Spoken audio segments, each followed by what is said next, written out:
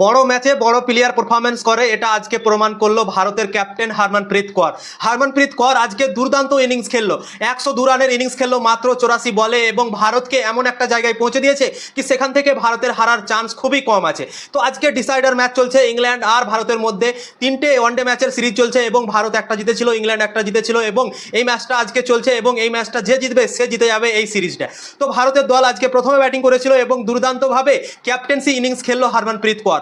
102 রানের ইনিংস খেললো মাত্র 84 বলে এবং 14টা চার মেরেছে, ছক্কা একটাও মারেনি, এবং 121 পয়েন্ট 43-এর স্ট্রাইক রেটে ব্যাটিং করেছে হরমনপ্রীত কৌর এবং দুর্দান্ত খেলেছে। এবং ভারতীয় দল 50 ওভারে 318 রান করেছে 5 উইকেটে, এবং ইংল্যান্ডকে দিয়েছে 319 রানের বিশাল আকারের টার্গেট।